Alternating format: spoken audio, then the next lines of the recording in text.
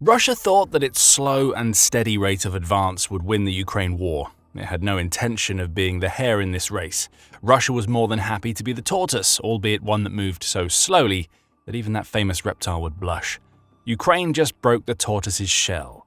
Using a brand new assault tactic, Ukraine has just ripped through the Russian front in Zaporizhzhia. It achieved a 3.5-kilometer breakthrough in one brutal push that will have Vladimir Putin wondering what on earth just happened. News of that push comes from United 24 media, which said on October 12th that Ukraine's specially created assault troops have done exactly what they were designed to do. They've pushed back against the Russian defenses, applying so much pressure that those defenses broke so thoroughly that Ukraine was able to liberate a village. That village is Mali Shcherbaky, which is now hosting the Ukrainian 24th Separate Assault Battalion, also known as IDAR, which operates alongside Ukraine's 33rd Separate Assault Regiment. Together, those units destroyed the Russian forces in Mali Shcherbaky so decisively that they were able to roll into the village and once again raise the Ukrainian flag. We see that in a reel shared on Facebook, which announced Mali's liberation along with a message.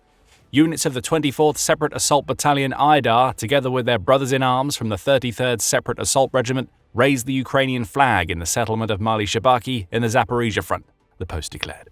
The settlement is under the control of the Defense Forces of Ukraine. The post hailed the coordination of the two units involved, which we can see in the use of the Ukrainian word pobratimami.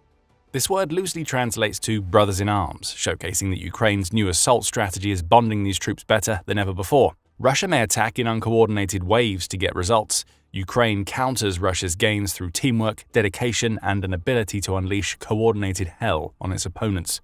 Remember the name Shcherbaky too. We'll be coming back to that in a moment. For now, there's a certain level of extra symbolism attached to Ukraine's act of raising its flag in the recaptured village. Such an act is common, of course. Raising a flag has always been a symbol of victory. However, Ukraine may have just used this opportunity to counter something Russia has been doing with increasing frequency in recent months: infiltrating villages to falsely raise flags even though Russia hasn't captured anything. We need only take a look at what happened at Stepove to see that new Russian tactic in action. At the beginning of October, Russia claimed that its troops had captured the small village.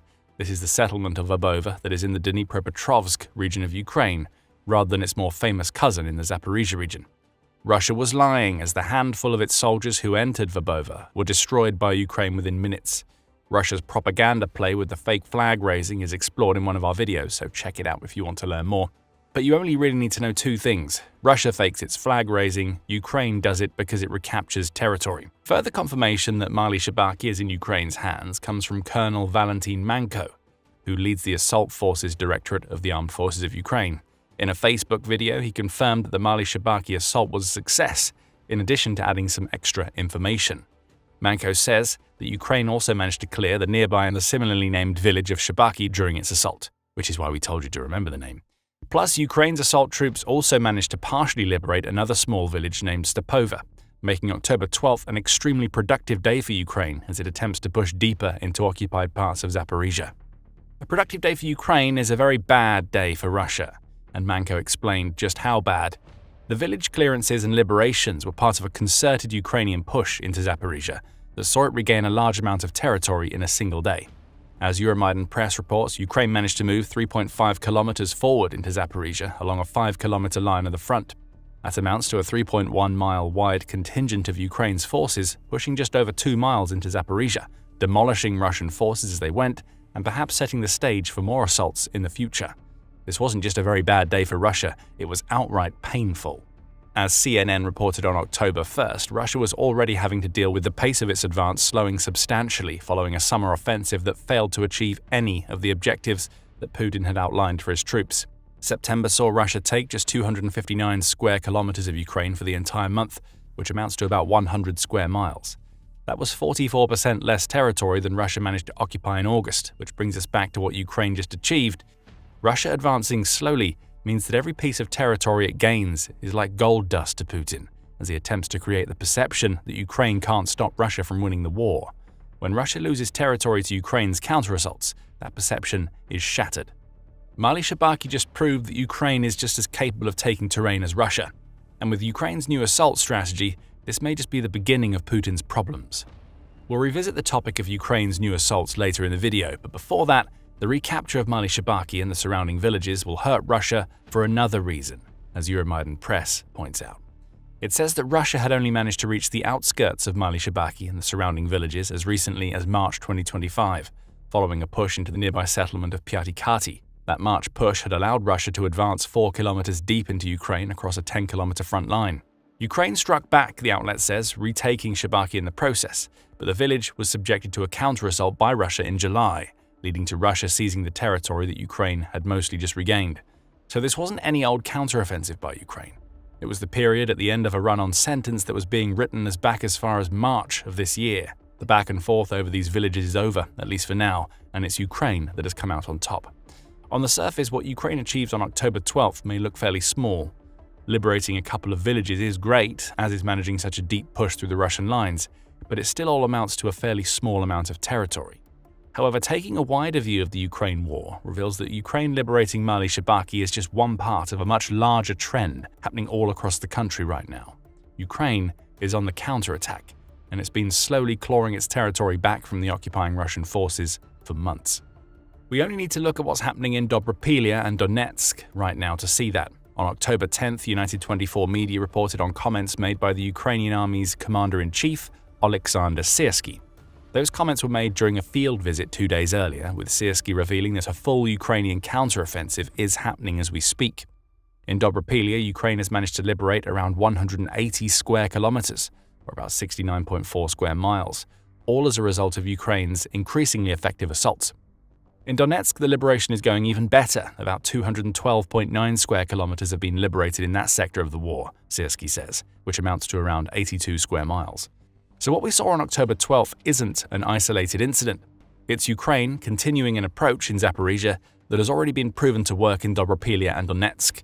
Russia is claiming settlements with limited numbers of troops, and Ukraine is starting to make it pay with its counter-assaults. This is happening all across the country, and the retaking of Mali Shcherbaky may just be the first in what is soon to become a long line of liberations that will leave Putin fuming. This isn't what the fall of 2025 was supposed to look like. The season was supposed to be one of celebration after Russia took enormous amounts of territory during the summer. Instead, Ukraine is reversing every gain that Russia made during the summer, forcing Putin even further away from the goals that he'd already failed to achieve earlier in the year. All of this is being made possible by something we mentioned earlier in the video. Ukraine has new assault tactics, and the numbers show us that these tactics are working. In its report on what Ukraine managed to achieve in Mali Shcherbaky, Militani summed up what Ukraine is doing differently with its assaults, which allows it to regain so much territory. It reports that Ukraine has assault troops that it's now using as a tool to break through Russia's defenses and mobile reserves in several regions. In all cases, these assault troops are experiencing so much success because of a change in tactics being operated by Russia. The Moscow Times reported on these changes back in September, noting that Russia is trying to use what the outlet calls sabotage groups to penetrate deep through the front. It quotes Syrsky, who says, "Since the beginning of summer, there has been a change in the enemy's tactics. Their main task is to penetrate as deeply as possible into our territory, to withdraw, regroup, and advance again. Then attack targets deep inside to paralyze our logistics and troop rotations." Militani adds that these Russian units can be as small as 4 or 6 soldiers, with Russia's goal seeming to be to sneak its troops through the front lines rather than fully break them. It's an approach that works. Sort of. Russia is indeed managing to claim small settlements and other scraps of territory with these sabotage groups. The fact that these Russian units are so small also means they can make so many small gains that it all adds up to numbers that look fairly impressive on the surface. However, the downside of Russia's approach is being exposed by Ukraine right now. Small units aren't able to really entrench themselves in a territory to erect the kinds of defenses that can stop Ukraine from counterattacking. Russia's infiltration units aren't backed by armor, and the holes they punch into the front lines are so narrow that Ukraine is able to close them quickly. Once the holes are closed, Russia's soldiers are encircled and prevented from gaining access to supplies or reinforcements. Ukraine launches its assaults. Russia's forces lose the territory they had claimed. Ukraine has created a brand new branch of its military to conduct these territory-regaining assaults, and it works differently from the Air Assault Forces, or DSHV as Syrsky explains. The air assault troops are an elite infantry unit that can attack, defend and raid, the Ukrainian army's commander-in-chief says. And assault units are rapid reaction units. They operate where it's most difficult, do not have fixed defense lines and are called upon to break through the enemy's first line. Russia wants to infiltrate. Ukraine is now countering with small units of its own that react in real time to every advance that Russia makes. Writing in his Medium column, The Strategic Edge, Former US soldier and federal agent Brian Eislin goes into even deeper depth on Ukraine's new assault forces. He says that Ukraine has built a mobile reserve that is free-flowing and active in all parts of the country. That reserve is designed specifically to break Russian defenses, particularly in regions where Russia has made gains as a result of its use of smaller units. These assault forces aren't fighting with the rest of Ukraine's troops. They're not battling on the front lines or defending against Russia's advances. Instead, they're dedicating themselves to launching attacks, and they've been exceptionally successful over the last couple of months. The retaking of Mali Shcherbaky is just the latest in a long line of examples of these new assault forces being used. Eislin says that several Ukrainian outlets have reported that these new assault forces all work by the same blueprint. Small assault groups, lots of night work, flanking rather than frontal pushes, and immediate handoffs to heavier units once the door is open, is what Ukraine is doing, according to Eislin. That may sound familiar. Russia is trying to do the same thing, only it's been failing. We mentioned earlier that Ukraine has made cutting off the gaps on the front lines that Russia's infiltrators create a part of its strategy. Without those gaps, Russia can't send reinforcements or heavy units it needs to make its gains more permanent. Ukraine doesn't have that problem. Its assault groups are doing the same thing that Russia's groups are doing, only they have the muscle backing them up to make it work. Perhaps this is a symptom of Ukraine's defensive posture versus Russia's offensive one. Russia may not be able to make its new strategy work because it's stretching itself too thin with its offensives, and as United 24 media noted in October, Russia has already burned through most of its armor. Russia's heavy units may not be coming because they're simply not there. Ukraine, on the other hand, appears to have the heavy units it needs, and its assault groups succeed because they're supporting the defenses behind them rather than acting independently. Yes, the assault groups are roaming around Ukraine, however, they're being deployed in specific areas where recaptures are possible, as was noted all the way back in the 24th Separate Assault Battalion's Facebook post. Ukraine's assault groups are coordinating with their comrades to ensure that every recapture sticks. Supporting Ukraine's new approach to assaults is a shift in how the country trains its infantry. The Kyiv Post highlighted this in an October 10th report, where it said that these changes in training have come about because the Ukraine war battlefield is evolving. The outlet points out that drones have become the main threat in the war, which has resulted in infantry units often staying inside fortified trenches rather than launching the all-out assaults they had in the past. This is a challenge that affects both sides. As Army Technology notes, drones are now responsible for up to 80% of the casualties in the war, making the sort of large assaults Russia used to favor a near impossibility. There are just too many unmanned vehicles ready to take out troops and armor to make those types of assaults viable from a manpower and equipment perspective. Ukraine isn't immune to this proliferation of drones, as Russia is using plenty of fiber optic and first-person view drones of its own, hence the small Russian infiltration units and Ukraine's similarly small new assault groups. Still, infantry has to recapture territory, the Kyiv Post notes. That's one of the few things that drones can't do, at least not yet. The outlet notes that Ukraine's new infantry training has transformed how the country approaches infantry-based warfare. Obvious changes come from changes in weaponry. Ukraine's forces no longer train using the old Soviet-era weapons they used to in the past. Western-style weapons are now the norm, and Ukraine is using these weapons to make its soldiers more effective. As a soldier with the call sign Chasik tells the Kyiv Post, the guys have become higher level, both on the range and in combat. They've become more, effective. Without training, it will be extremely difficult in battle. More effective soldiers also lead to better coordination. Ukraine's main training now has its infantry units working in small groups. They fire from various distances before retreating to a work location. These drills seem to be custom-made for Ukraine's new assault forces. Those small units are getting in, firing on and taking out Russian troops, and then withdrawing to allow Ukraine's heavier units to retake territory. Accuracy combined with speed is what Ukraine's infantry training aims for, and we're starting to see the impact of its approach on the battlefield. Ukraine is using these new tactics for defense as well as offense. The Kyiv Post spoke to another soldier with the call sign Shambhala, who explained more. Each exercise is about survival, both for each of them and for the group as a whole. A small group can inflict much greater damage than an entire infantry company. Our training principle is called lone soldier in the field, Shambhala says. One person, moving, knowing, camouflage, knowing the technical characteristics of his weapon, reading the enemy's intent, can strike, withdraw, strike again, withdraw again, so we can hold back the enemy with a small, mobile, survivable group. Once again, Ukraine is showing its ability to adapt to everything that Russia tries. The very training tactics that Ukraine uses to aid its defense now appear to be what its new assault groups use to retake territory. Coming back to Mali Shcherbaky, Ukraine will also be happy to reclaim any territory in Zaporizhzhia because of what Russia is doing at the nuclear power plant in that region. Russia managed to capture this plant near the beginning of the war, and it's held it ever since. Now it seems that Russia is trying to cut that plant off from the Ukrainian grid, and it's succeeding. As the Kyiv Independent reported on October 12th, Russia has taken the unprecedented step of deliberately breaking the connection between the Ukrainian power grid and the Zaporizhzhia nuclear power plant. There was no intelligent decoupling that happened here. It appears that Russia managed to cut the cord literally by striking a power line on September 23rd. Since then, the plant has been operating on backup diesel generators. This is incredibly dangerous and seems to be a sign that Russia is attempting to connect the plant to its own power grid, as Ukraine's Foreign Minister Mali Shcherbaky said in an X post.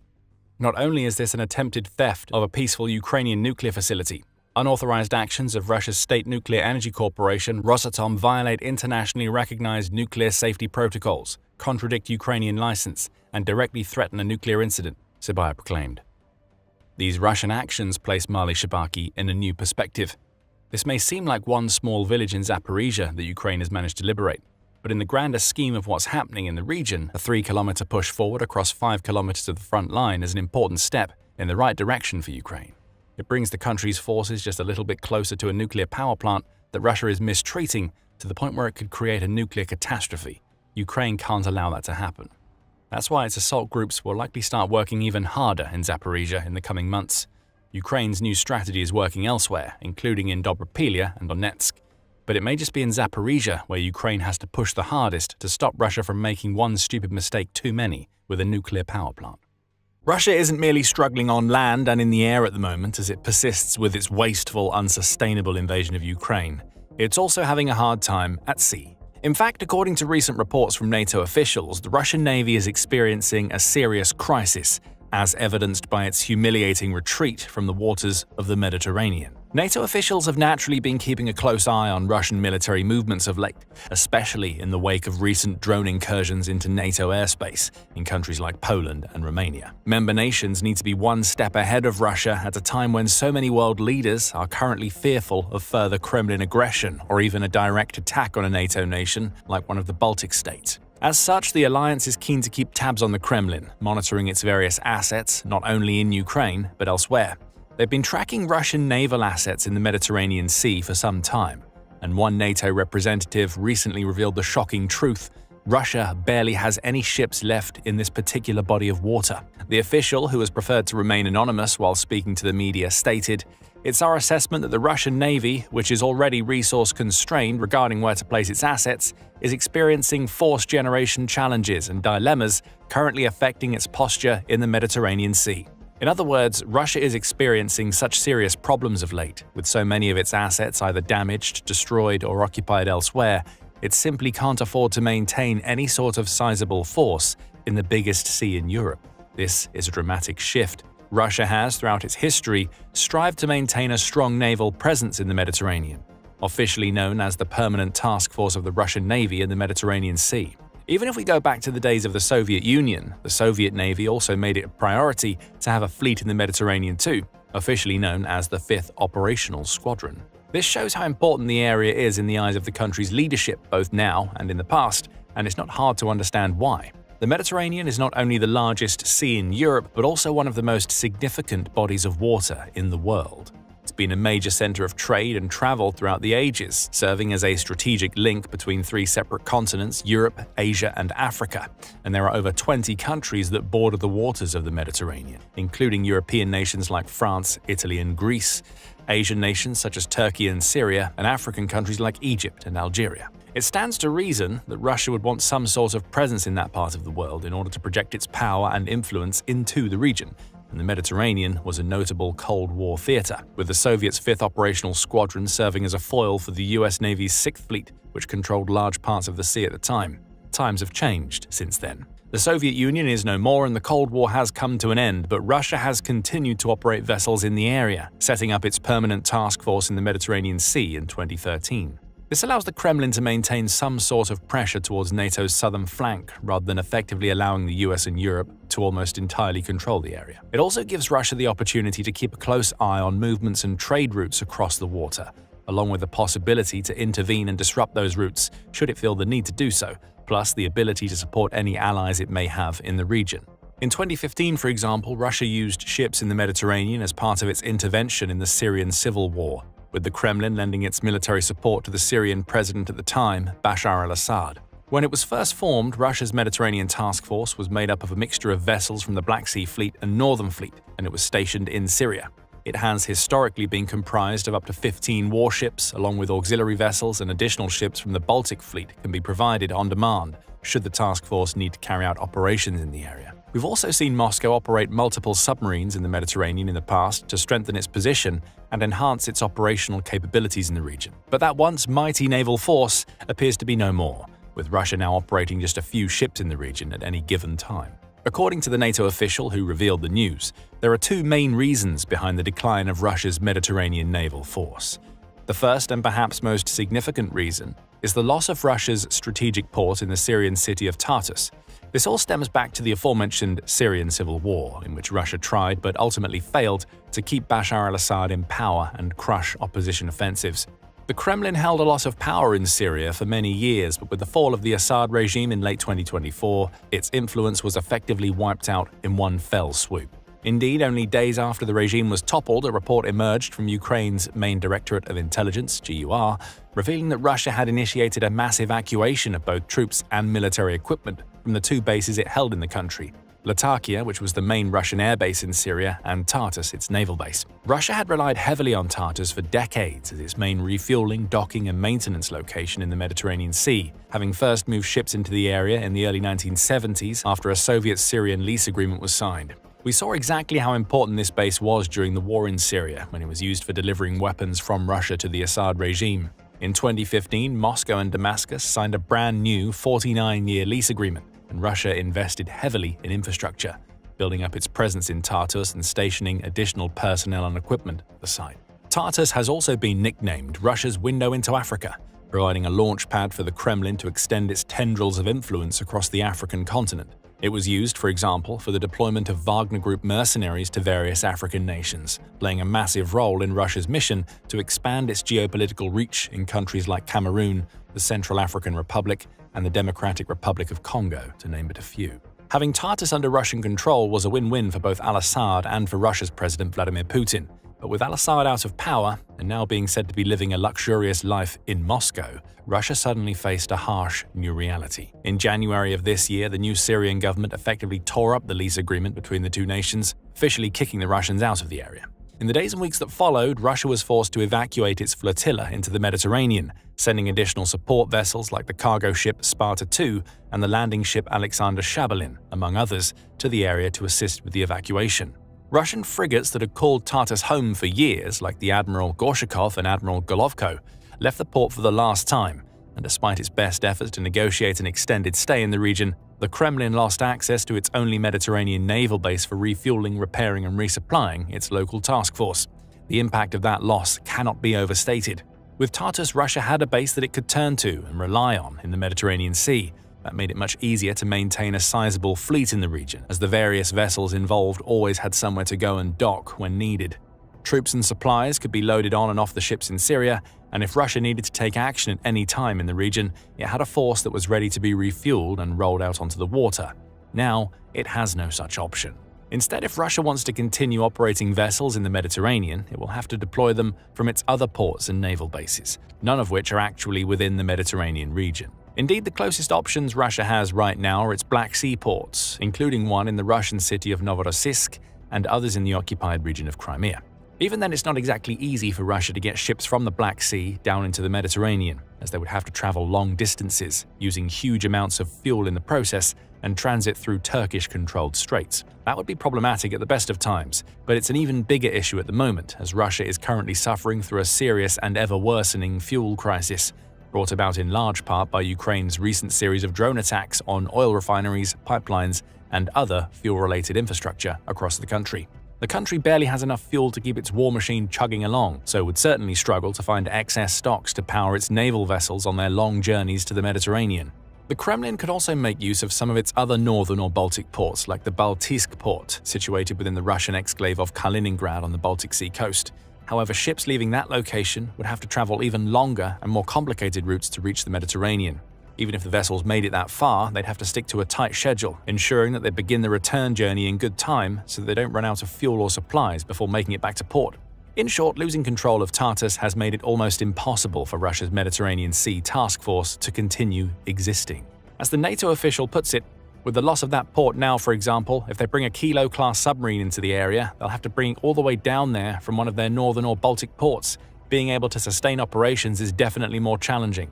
We saw evidence of this only weeks ago in late September when the Russian submarine, codenamed Novorossiysk, was forced to surface near the Strait of Gibraltar. The 250-foot or 74-meter Kilo-class sub was on combat duty in the Mediterranean but experienced some sort of technical failure.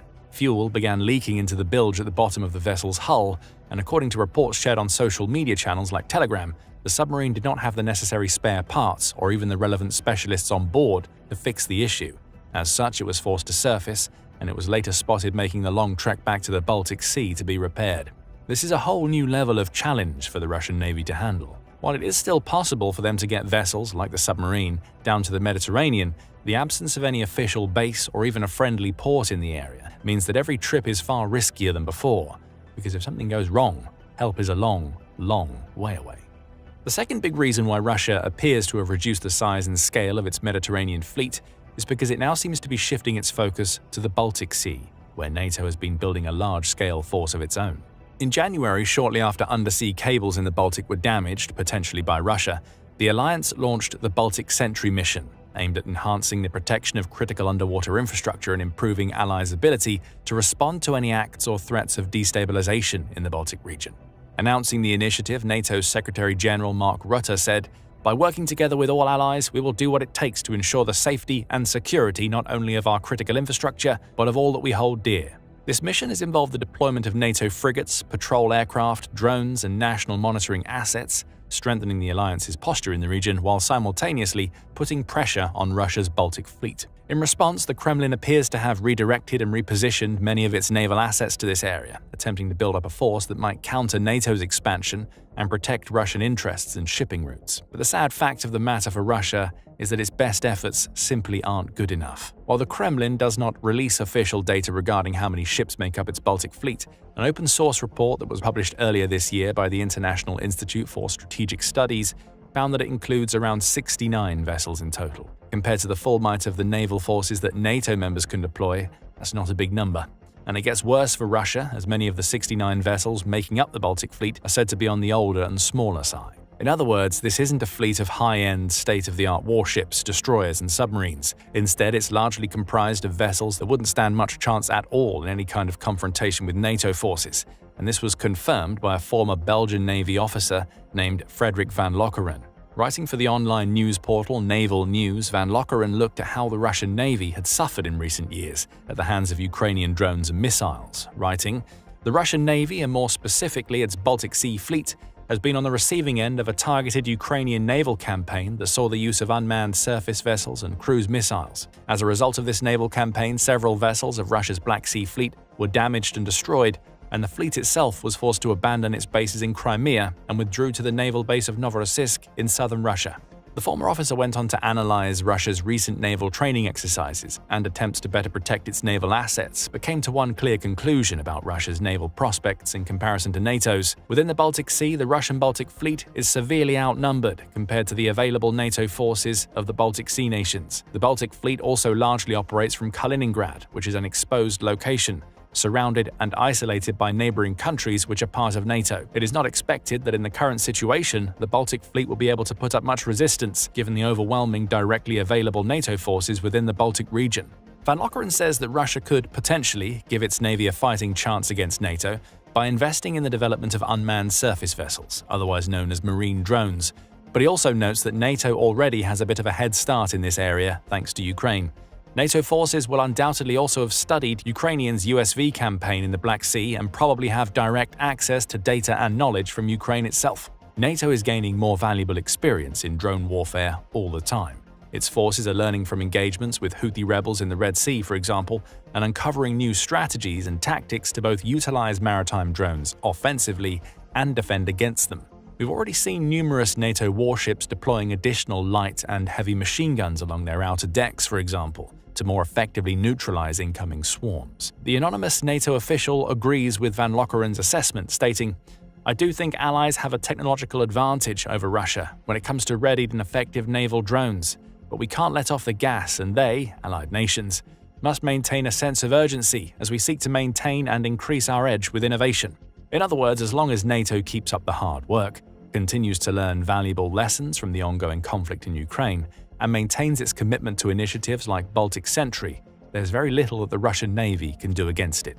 It certainly doesn't have the necessary number of vessels to assert dominance in regions like the Baltic Sea, nor does it have the infrastructure needed to project power in areas like the Mediterranean Sea. Instead, the Kremlin's naval forces find themselves in an utterly humiliating position, forced out of the Tartus base they relied on for so many years, and without any other home to turn to in the Mediterranean region. Their numbers are dwindling too, thanks to Ukraine's many successful drone and missile strikes over the course of the war so far. Kyiv taking out submarines, landing ships, frigates, corvettes, and other vessels. And with Ukraine getting stronger all the time, strengthening its drone army and expanding its missile strike capabilities, there's no telling how much more the Russian Navy may suffer at the hands of its enemies in the weeks and months to come. We could see the likes of long Neptune missile strikes on more Russian ports, for example, or maritime drone attacks on Kilo-class submarines and Baltic Fleet frigates. In summary, the Russian Navy is in a terrible situation, and there are zero signs of it getting any better anytime soon.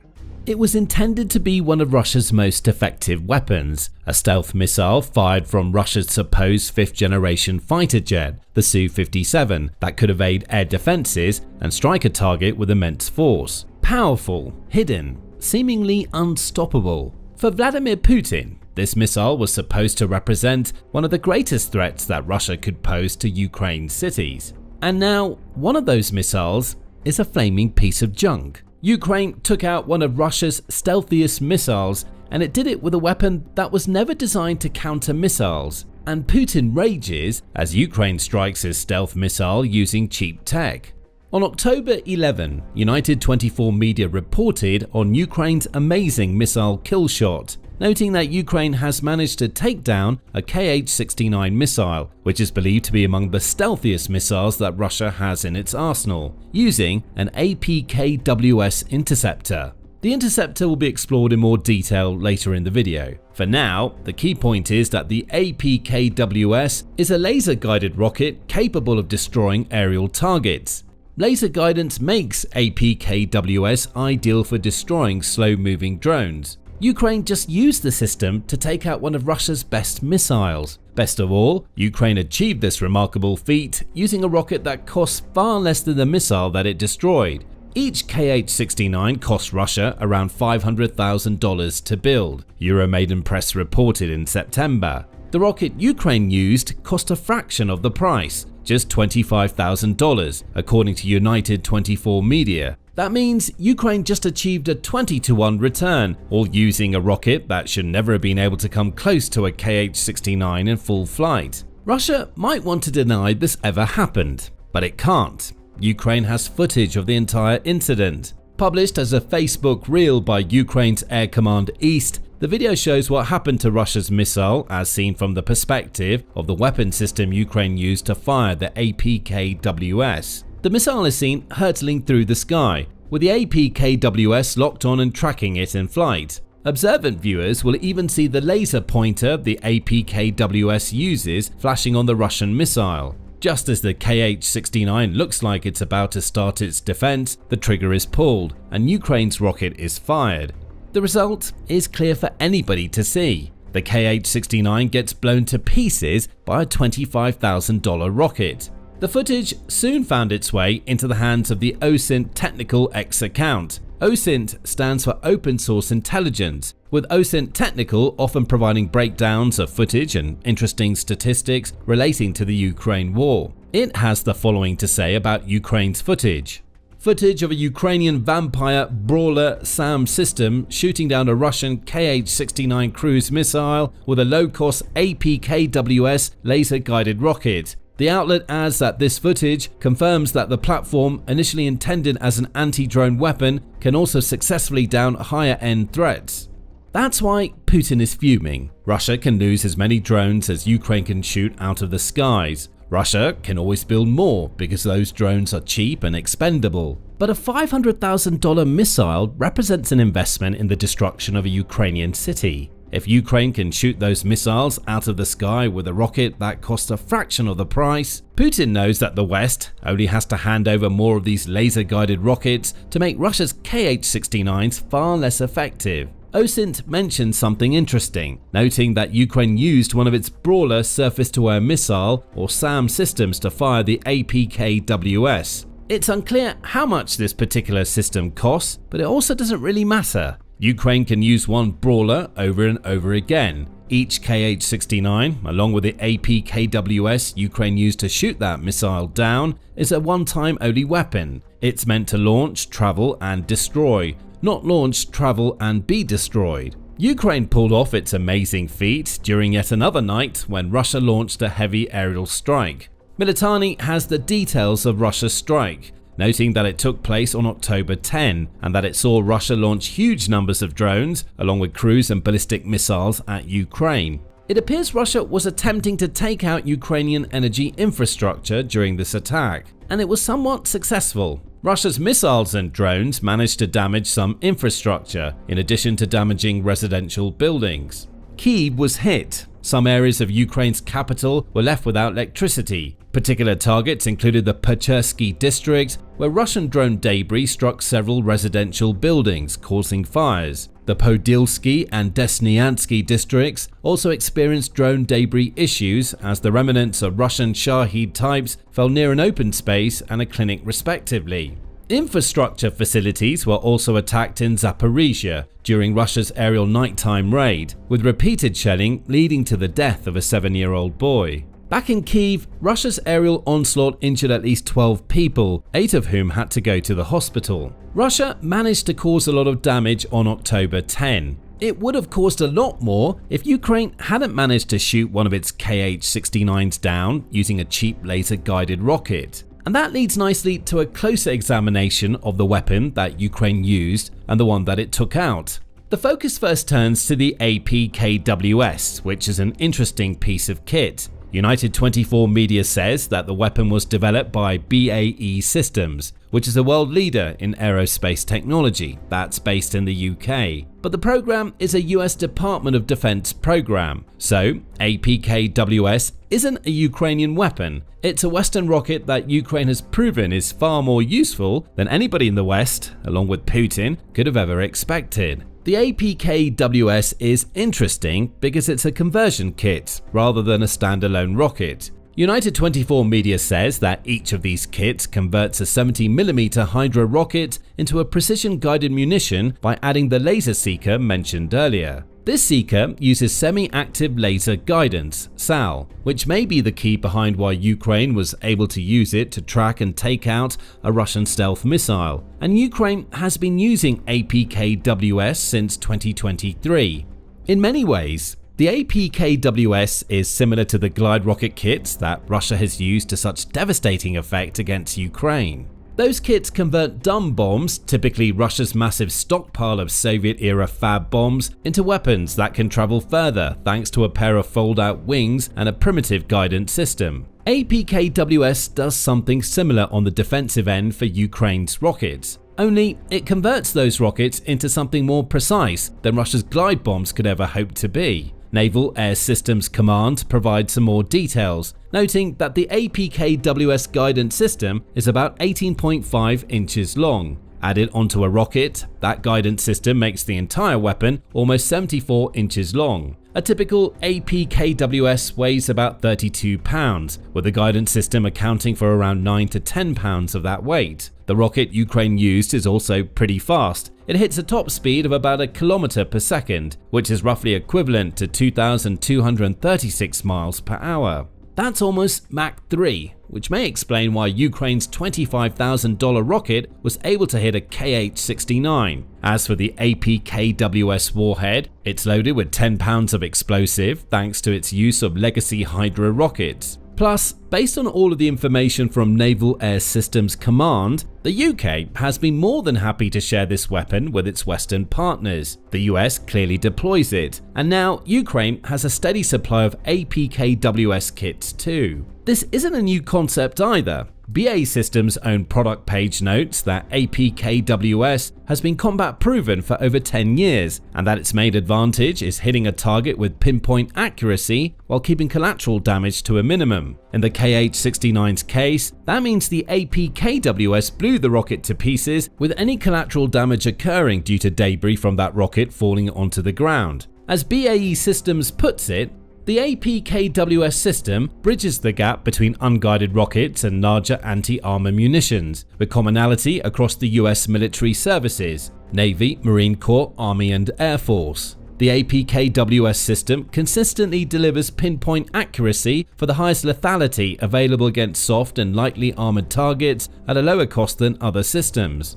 That bridging of the gap is what's worked in Ukraine's favor. A standard rocket would never have been able to take out a KH-69, barring a 1 in a million shot that would have required luck over accuracy. As for the larger anti-armor munitions BAE mentions, Ukraine has a very limited supply of those, and they're much more expensive than the APKWS. Ukraine does use these types of systems, with the US-made Patriot perhaps being the most famous example. But if it can achieve the same results using a $25,000 rocket instead of an air defense missile that costs many times more, then those heavier systems can be reversed for even worse threats than those Russia unleashed on October 10. The APKWS is hardly some ancient weapon. It's actually a very clever piece of kit that Ukraine has used to great effect for years, though never quite in the way that it was used on October 10. It's a weapon system that's perfect for dealing with drones and stationary threats, which is what makes it all the more impressive that Ukraine just destroyed one of Russia's premier missiles using a rocket and one of these kits.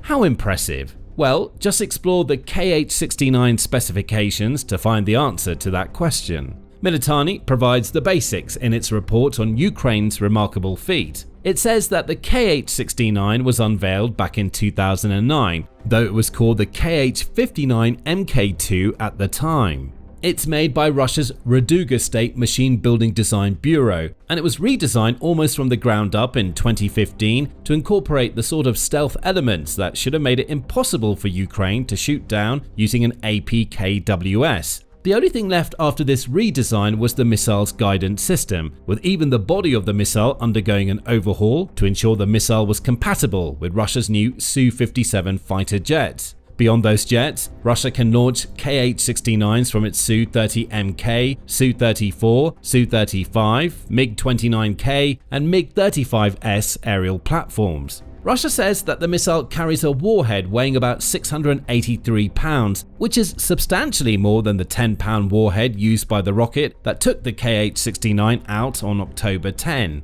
Then again, a rocket doesn't have to do much work with a missile packing such a heavy warhead. As long as the rocket can penetrate and explode, the missile's warhead does the rest. Militani adds that the KH-69 travels at up to 622 miles per hour, which is a lot slower than the APKWS, and it has a reported range of roughly 180 to 250 miles. So this is a long-range missile that is fast, though not as fast as the rocket that destroyed it. And with such a massive warhead, it would surely have caused a lot of damage if Ukraine had allowed it to hit its target. Then there's the aspect of the KH-69 that was supposed to make it almost impossible to hit: its stealth capabilities. Army Recognition reports that the KH-69 incorporates wave-absorbing materials in its structure. These materials are supposed to reduce the missile's radar cross-section, making it very difficult to detect and intercept by air defense systems. That small radar cross-section should also come in handy during Russia's massive aerial strikes, as it may make the missile difficult to distinguish from the hordes of drones that Russia sends into Ukraine. Perhaps that's how Ukraine's APKWS was able to find the missile. Maybe it seemed like a drone on radar, only for Ukraine to discover a missile once it locked on.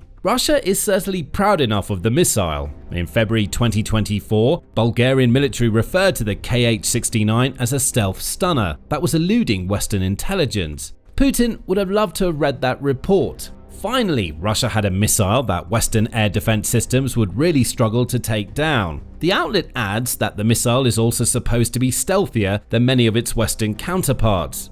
The creators of the KH-69 proudly present it as one of Russia's most precise cruise missiles, boasting an impressive error margin of merely 3 meters, Bulgarian military writes. further accentuating its competitive edge. The missile's distinctive shape and unique materials result in a dispersion area surpassing its Western counterparts, including the Franco-British Scalp EG Storm Shadow, the US AGM-158 JASSM, and Germany's Taurus. A competitive edge the Kh-69 may have. But that didn't stop Ukraine from blowing Russia's stealth stunner out of the sky with a $25,000 rocket. Putin will already be fuming about that, as Russia has just been humiliated in a way that he would never have expected when the Kh-69 was unleashed. However, he'll be absolutely livid over the fact that this isn't the first time Russia has been left with egg on its collective face when it comes to its advanced stealth missile. In fact, it's not even the first time during the last couple of weeks. As impressive as Ukraine destroying a Kh-69 with an APKWS may have been, even that feat lands squarely in the shadow of what it pulled off on September 19. Ukraine has also managed to take out a Kh-69 with a World War I era machine gun and just $11 of ammo. Find out more about that in our video covering what happened, but the message from all of this is clear. Russia's most impressive stealth missile may not be as fantastic as Putin would like the world to believe. And even if it does live up to the hype on the stealth front, it's a very bad look for Russia that systems that aren't supposed to be able to take out a Kh-69 are doing just that. The question now is, what does this mean for the future of Ukraine's defense against Russia's Kh-69s? As impressive as shooting one of Russia's stealth missiles down with an APKWS may have been, it can't be assumed that this sort of thing is going to become standard practice for Ukraine going forward. It's good to know that a $25,000 rocket can destroy a Kh-69, assuming the operators behind the system that fires that rocket can spot the Russian missile in flight. However, that's far from guaranteed. So, Ukraine is unlikely to replace its other air defense systems with APKWS rockets anytime soon. Still, it's always nice for Ukraine to have another air defense trick up its sleeve, and Ukraine needs as many of those tricks as it can get, as Russia's missile and drone strikes have only been growing more intense as 2025 has progressed. The week leading up to the Kh-69 being shot down was especially painful for Ukraine. Beyond the strike mentioned earlier in the video, Russia launched thousands of aerial projectiles at Ukraine during the first week or so of October. That's according to Ukrainian President Volodymyr Zelensky, who Al Jazeera reports as saying that Russia launched more than 3,100 drones, 92 missiles, and around 1,360 glide bombs. That amounts to 4,500 projectiles in a single week. So anything that Ukraine has that's capable of taking out the most powerful of those projectiles is a massive boon. Defense Blog says the same thing, noting, the system's effectiveness against a stealth profile missile like the Kh-69 would demonstrate an important new capability for Ukrainian air defenses, showing how adaptable Western supplied systems can be when integrated into Ukraine's layered defense network. It's the new capability that Ukraine will be happiest about, and that will make Putin all the more furious. It's been said before, the APKWS isn't supposed to be able to do what it did on October 10. Now that Ukraine knows that it can, it might start trying to use these rockets to down more of Russia's missiles. The APKWS isn't going to replace what Ukraine already has, as mentioned. But who knows? With the rise of interceptor drones that are capable of taking down Russian Shahed-type unmanned aerial vehicles, perhaps a few more APKWS could be assigned to missile duty in the future. And there's another aspect to what Ukraine just pulled off that might go underreported. The Kh-69 isn't just a missile made by Russia for use in Ukraine, it's a missile that Russia intends to sell. In fact, Russia is already trying to do just that. On June 21, Defense.in reported that Russia was offering its Kh-69 stealth missiles to India for use in the latter's Su-30s. Those missiles would complement the Indian Air Force's Scalp stockpiles, the outlet says. And it notes that Russia is trying to strengthen the long-standing weapons sales relationship that it has with India.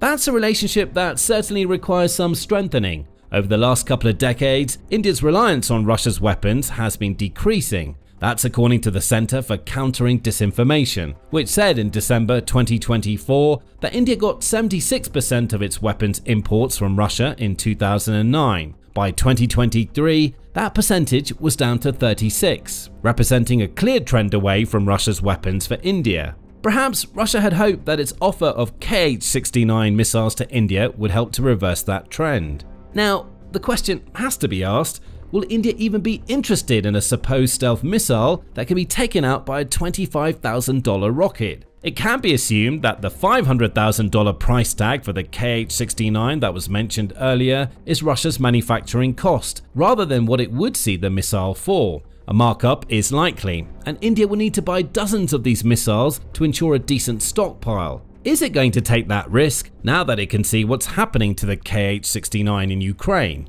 Perhaps.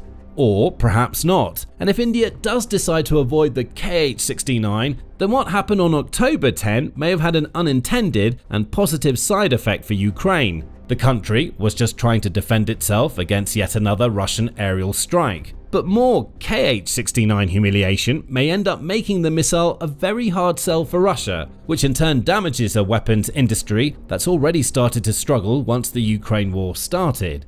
Vladimir Putin thought he had the perfect strategy for the Ukraine war. At least, he had the perfect strategy after his initial attempt to seize Ukraine within a week utterly failed. All Russia needed to do was wear Ukraine down through sheer numbers. Eventually, the defense would collapse and Russia could take Ukraine quickly afterward.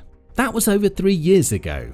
Russia has made minimal territorial gains since then, especially when weighed against its significant losses. Now, Putin is dealing with a war that's lasted longer than it should and has served as a catalogue of his inability to deliver on his promises. Putin's massive failures in the Ukraine war are tearing Russia apart, and the future looks bleak for Putin's country. John Foreman sums it up easily in an October 10 interview with Times Radio. Foreman, who served as the UK's defence attaché to Moscow and Kyiv between 2019 and 2022, understands Putin better than most outside of Russia, and he has a clear opinion on how Putin has failed in Ukraine. When asked about how Russia's recent hybrid warfare strikes in Europe are linked to the Ukraine battlefield, Foreman says bluntly, "Yes, I think Russia has experienced a strategic catastrophe by invading Ukraine." Putin's biggest failure, Foreman says, is that Russia simply hasn't taken the amount of territory that it should have. 2025 in particular has been a bad one for Putin. As Foreman says of Russia, its entire year's advance has been tiny, and it seems to be winding down now and resetting for 2026. Foreman isn't wrong. Russia started the year by making some of its smallest territorial advances at any point during the Ukraine war. By April, a clear slowdown was emerging, as Al Jazeera reported at the time. It highlighted figures published by both the UK Ministry of Defence and the Institute for the Study of War, or ISW. Both organisations offered slightly different outlooks on Russia's advances, though they both concluded that they were slow. The Ministry of Defence said that Russia had managed to claim just 126 square miles of Ukraine in January. By February, that number was down to 76 square miles, and it went down again to 55 square miles in March. According to the ISW, Russia's gains were a little better, but by no means impressive. January saw Russia claim 165 square miles of Ukraine, the ISW said, followed by 137 square miles in February and 78 square miles in March. In both cases, there's a clear downward trend. But Putin at least had big plans for the summer. He organised a massive summer offensive with the goals of creating a buffer zone in Sumy and finally taking the key logistical city of Pokrovsk in the Donetsk region. Putin dedicated almost thousands upon thousands of troops to these goals, only to see Russia's military utterly fail to achieve them. Yes, Russia gained more Ukrainian territory in the summer than it did in the early winter and spring, but it didn't gain the territory it wanted, nor the territory that it needed to make more substantial gains later on. Now, as Foreman points out, Russia is on the downswing again. On October 1st, CNN reported on claims by the Deep State Monitoring Group that Russia had managed to capture just 100 square miles of Ukraine in September. That's right back down to the sort of numbers that we saw at the beginning of 2025, and it's indicative of yet another blunder by Putin. Worse yet, says Deep State, these types of numbers showcase just how badly Putin's Ukraine war is really going. Last month, the enemy occupied 44% less territory than in August, Deep State claims. Over the course of the month, the Russians managed to occupy 0.04% of the country's total area, bringing the total figure to 19.04%. Of course, Russia is trying to put as positive a spin on all of this as possible. When the Deep State report came out, Russia was claiming that it had managed to take about 5,000 square kilometers, or about 1,930 square miles of land in Ukraine this year. Even that, as inflated as the number appears to be, is hardly impressive for Russia. As the Kyiv Post reported on October 8, Russia surpassed the million casualties mark during the summer, and it's lost 281,000 soldiers and counting in 2025. And that's without even covering that Ukraine has been on a tear of retaking territory since the end of the summer.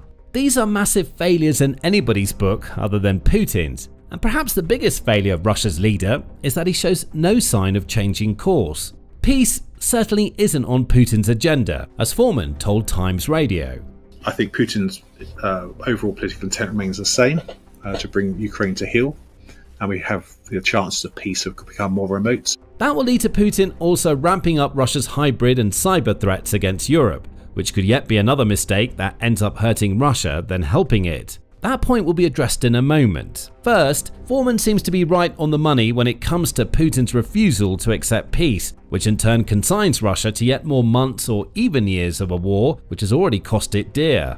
Almost everybody who's in some way a stakeholder in the Ukraine war believes that Putin doesn't intend to declare peace. The European Union's or EU's Kaja Kallas said as much in the wake of Putin's groundbreaking visit to meet US President Donald Trump in Alaska back in August. But the harsh reality is that Russia has no intention of ending this war anytime soon, Kallas wrote on X on August 16. Even as delegations met, Russia launched new attacks on Ukraine. Putin continues to drag out negotiations and he hopes to get away with it. He left Anchorage without making any commitments to end the killing.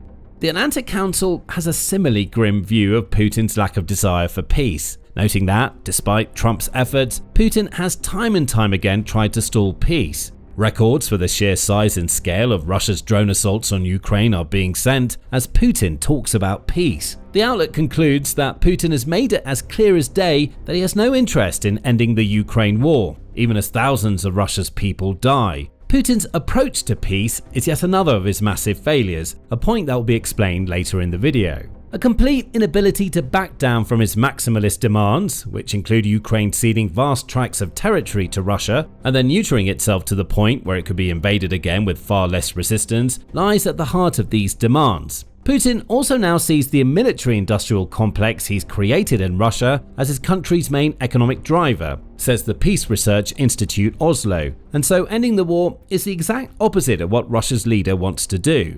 Putin has backed Russia into a corner from which there's no escape, and there are hints that even people inside Russia are starting to see the Ukraine war as a hopeless endeavor. Coming back to the Alaska peace talks for a moment, Foreman says that some inside Russia believe that they ended up being worse for Russia than anybody might have thought. While Foreman downplays the idea that those talks were a disaster for Putin, he did tell Times Radio, I just call it a complete waste of time and effort.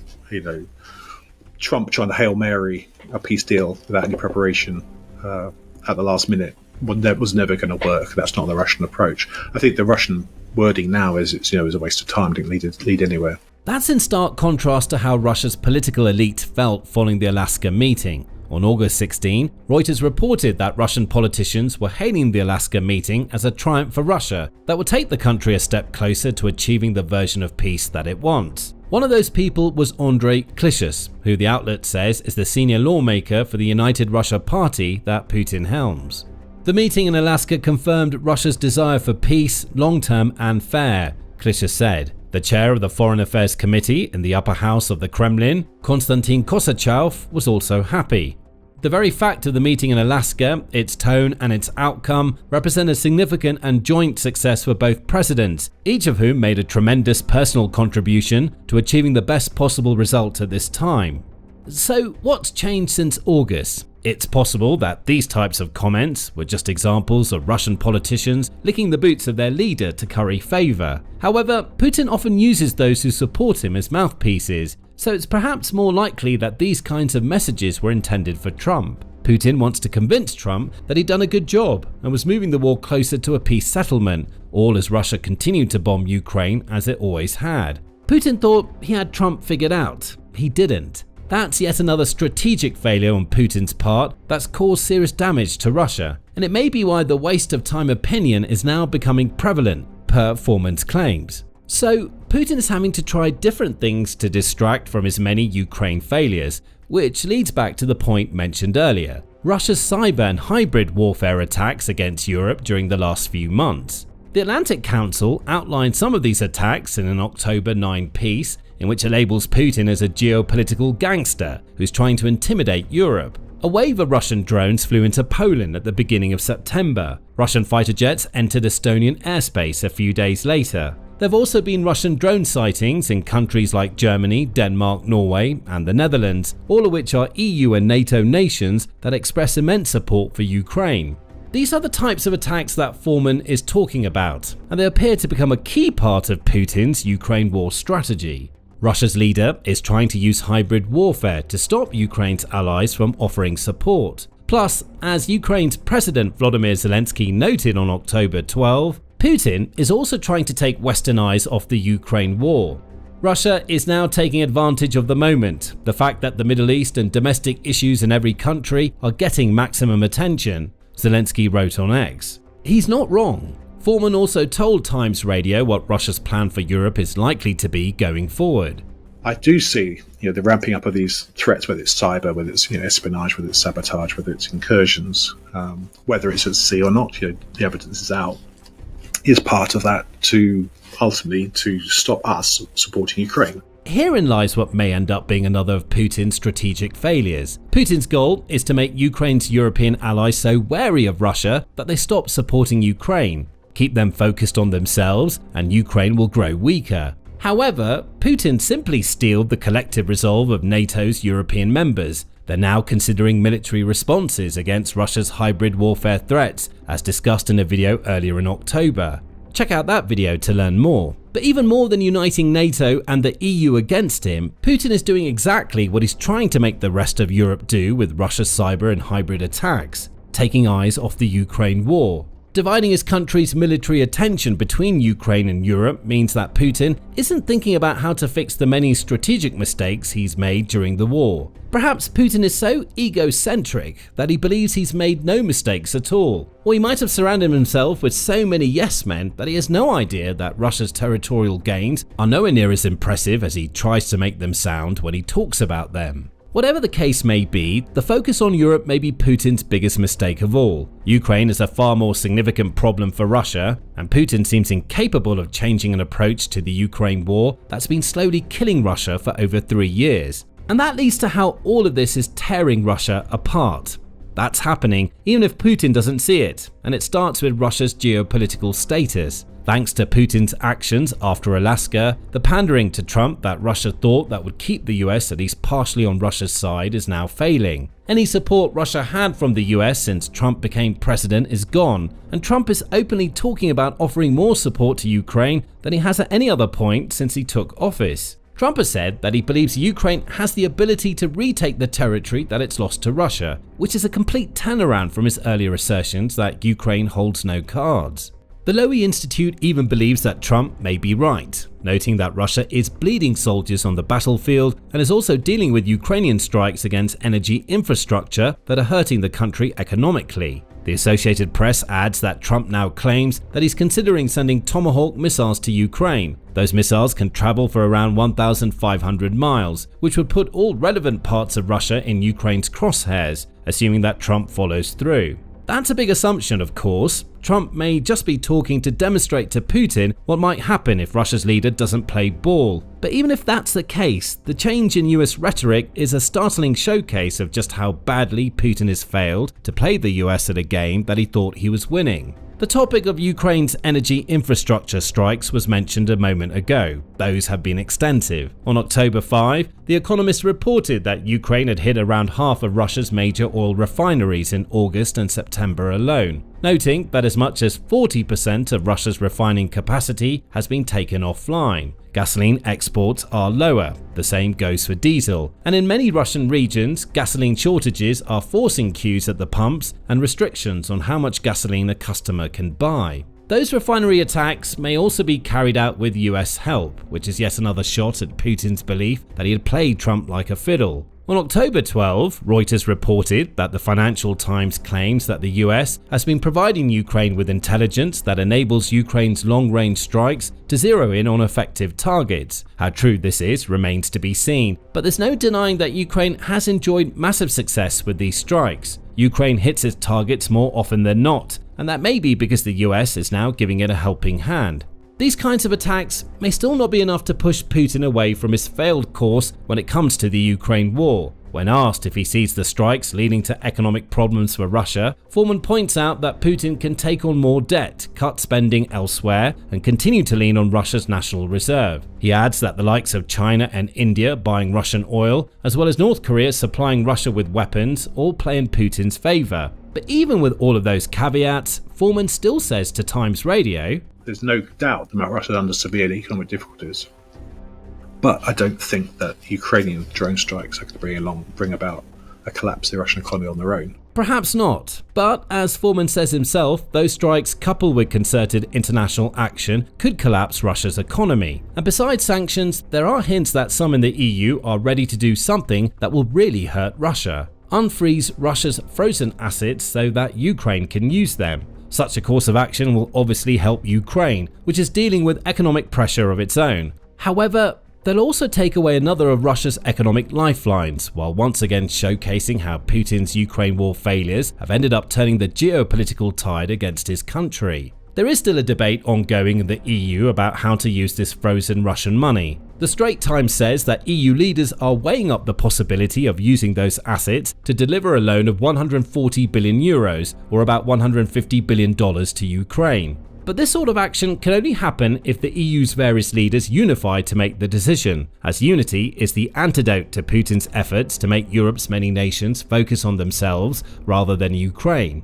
Still, there might be one more issue that threatens to tear Russia apart more than any other, and that issue is the simple fact that Putin is a 73-year-old man who isn't going to live forever. Realistically, Russia's leader may only have a few more years to achieve his goals. But if Putin dies, there doesn't seem to be any sort of replacement for the cult of personality type figure, as Foreman dubs Putin waiting in the wings.